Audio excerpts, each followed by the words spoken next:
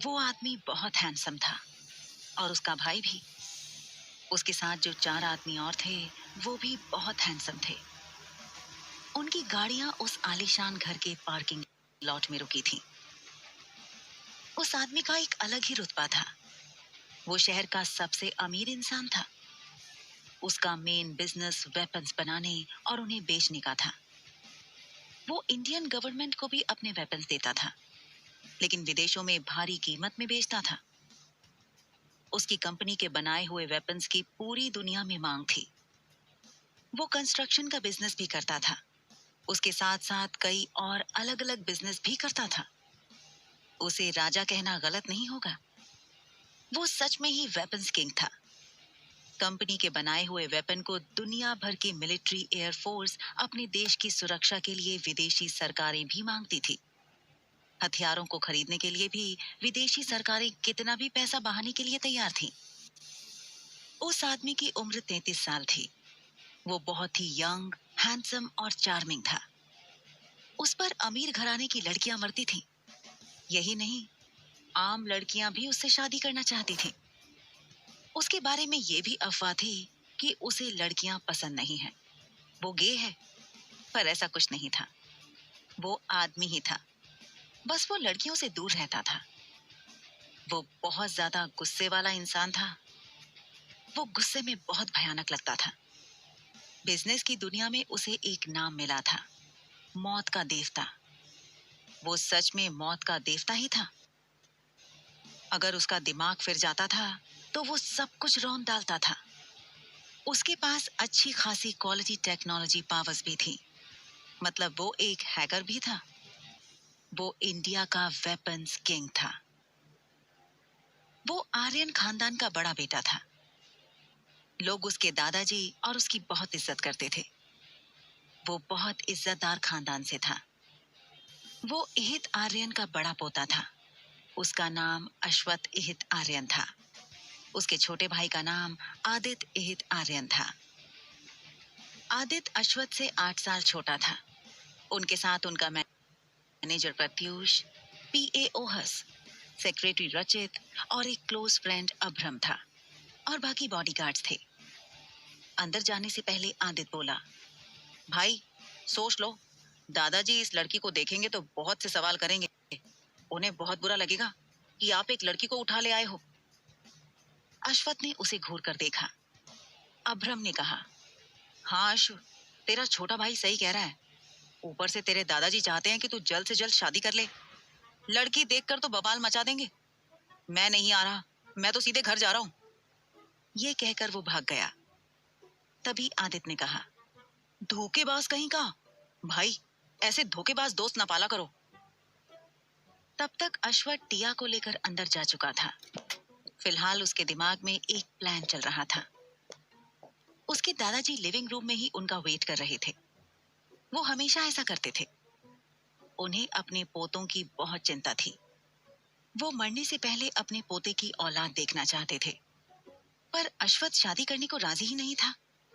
उसके दादाजी ने देखा कि उसका पोता एक लड़की को बाहों में उठाकर अंदर आ रहा है। वो बहुत हैरान थे। उन्होंने कभी भी अपने पोते को किसी लड़की के साथ नहीं देखा था, क्योंकि अश्वत हमेशा लड़कियों से दूर रहता था। पता नहीं उसे क्या प्रॉब्लम थी लड़कियों से। बाकी लोग भी अंदर आए। आदित्य प्रत्यूष के पीछे छुप रहा था, जैसे उसने कोई गुनाह कर लिया हो।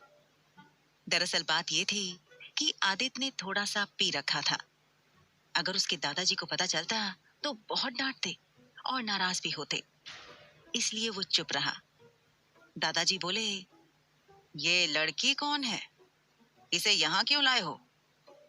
आदित्य बोला, दादाजी, मैं भाई को समझा ही रहा था कि इस लड़की को लाना ठीक नहीं है, लेकिन भाई नहीं माने और ले आए। मैंने कहा था ना भाई, दादाजी नाराज होंगे। अब भुगतो। उनके दादाजी ने आदित्य की बातों का दूसरा ही मतलब निकाल लिया।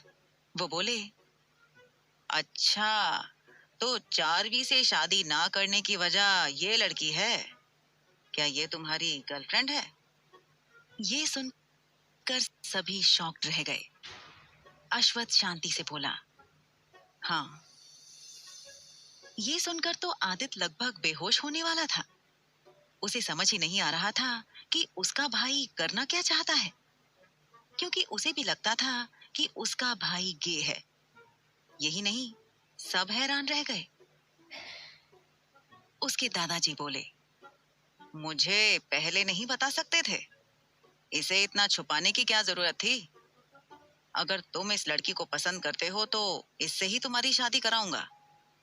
मुझे फर्क नहीं पड़ता कि ये अमीर है कि नहीं, बस मुझे अपना पड़पोता देखना है। आदित्य मन में सोचने लगा, ये सिचुएशन इतनी क्रिटिकल हो गई है, दादाजी को परपोती या परपोता देखना है। हे भगवान, भाई करना क्या चाहते हो तुम? मुझे तो लगता था आप गे हो, या फिर दादाजी को खुश करने के लिए ये सब कर रहे हो। मुझे अच्छे से पता है आप उस मेकअप की दुकान चार्वी को पसंद नहीं करते, इवन किसी भी लड़की को नहीं करते। फिर अचानक इस लड़की में ऐसा क्या दिखा? कहीं पागल वागल तो नहीं हो गए हो? फिलहाल उसे अपना भाई नहीं, कोई और नजर आ रहा था। वो झट से बोला, "अ, दादाजी, मेरी भाभी प्यारी है ना?" तो सब हैरान होकर उसे देखने लगे। दादाजी ने तो टिया को देखा और बोले, बहुत प्यारी है, पर लगता है तुमसे बहुत छोटी है। अश्वथ के बोलने से पहले आदित्य बोला, अरे क्या फर्क पड़ता है, आजकल एज गैप कॉमन है। प्रियंका चोपड़ा को ही देख लो, अपने से 10 साल छोटे लड़के से शादी की है।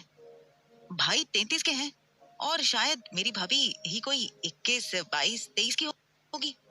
आपको तो खुश होना चाहिए, आपके लिए मेरे भाई पोता बहू लाए हैं।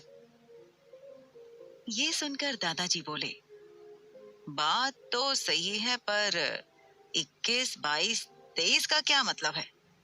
क्या तुम्हें भी सही उम्र नहीं पता? आदित्य बोला, उम्र जानकर मैं क्या करूंगा? दादाजी, कौन सा मुझे आर्मी में सिलेक्शन लेना है? भाई से पूछ लो ना, मुझे भी आज ही पता चला है, उनको एग्जैक्ट एज पता होगी। ये सुनकर सब अश्वथ को देखने लगे। अश्वथ बोला, हम बाद में बात करेंगे, ये बेहोश हो गई है। तभी दादाजी बोले, ठीक है, मैं बहुत खुश हूँ, हम कल तुम्हारी शादी की बात करेंगे। ये सुनकर आदित्य चक्कर खाकर गिरते गिरते बचा। अश्वथ टिया को लेकर चला गया। आदित्य ऐसे खड़ा था जैसे कोई बहुत ही गंभीर विचार विमर्श कर रहा हो। सब चले गए, वही अकेला लिविंग रूम में था। अश्वथ ने एक सर्वेंट ईशना को इंटरकॉम से बुलाया और बोला कि इस लड़की के कपड़े चेंज कर दो। तो ईशना ने हाँ में सिर हिलाया। अश्वथ अपने रूम में ही अटैच स्टडी रूम में चला गया। कुछ देर बाद ईशना आई और वो थोड़ी परेशान थी। अश्वथ बोला, क्या हुआ, कोई परेशानी? तो ईशना बोली, बिग बॉस, बात ये है कि, और वो चुप हो गई। अश्वथ बोला, क्या हुआ? ईशना बोली, बिग बॉस, लगता है उस लड़की पर बहुत जुल्म बरसाया गया है। उसके शरीर पर मारपीट के जख्मों के निशान हैं। वो अभी भी ताजे हैं। शायद एक दिन पहले उसे बुरी तरह से मारा गया है। अश्वथ सीधे बेडरूम में आया और देखा ईशना ने टिया को पीठ के बल लिटा दिया था और उसके शरीर को ब्लैंकेट से ढक रखा था। अश्वथ ने ब्लैंकेट हटाकर सिर्फ टिया के पीठ को ही देखा। उसके बाजू पर भी निशान थे। वो बोला, मैं डॉक्टर को फोन करता हूँ। ये कहकर उसने डॉक्टर को फोन लगाया। दादाजी सो गए थे, पर आदित्य लिविंग रूम में ही इधर उधर घूम रहा था। जब उसने डॉक्टर नैना को आते देखा, वो सोचने लगा, डॉक्टर नैना आधी रात को आर्यन पैलेस में क्या कर रही है? किसने बुलाया? उसने डॉक्टर नैना का रास्ता रोक लिया और बोला, अरे डॉक्टर नैना, आप इतनी आधी रात को? डॉक्टर नैना बोली, आपके भाई ने इमरजेंसी में बुलाया है। अब आदित्य सोच में पड़ गया। डॉक्टर नैना उनकी फैमिली डॉक्टर थी। वो सीधे अश्वथ के रूम में चली गई। वो अश्वथ के बेड पर किसी लड़की को देखकर हैरान थी। वो मजाक करते हुए बोली, क्या बात है, सबको लगता है कि आप गे हो। मुझे भी यही लगता था, पर आप तो। बीच में ही बात काटते हुए अश्वथ बोला, डॉक्टर नैना, मैंने आपको इलाज करने के लिए बुलाया है, ना कि मैं गे हूं या नहीं हूं इसके लिए नहीं। अपना काम पूरा कीजिए। और अपने बेडरूम से ही अटैच बार में चला गया। वहां जाकर वो वाइन पीने लगा। वो प्लानिंग कर रहा था। उसे एक अच्छा आइडिया मिल गया था। वो चारवी सहाय से शादी नहीं करना चाहता था, उसकी बहुत बड़ी वजह थी। चारवी जितनी अच्छी दिखती थी, वो उतनी अच्छी नहीं थी। अश्वथ लोगों की नीयत पहचान लेता था। उसकी अपनी नजरों से चारवी भी नहीं बच पाई थी, पर चारवी ने उसके दादाजी का दिल जीत लिया था। उसने टिया की फोटो क्लिक कर रखी थी और कुछ देर पहले ही अपने डिटेक्टिव विक्टर को उसके बारे में इंफॉर्मेशन निकालने के लिए कह दिया था। टिया फिलहाल उसके लिए चार्ली से बचाने वाली एक तलवार थी।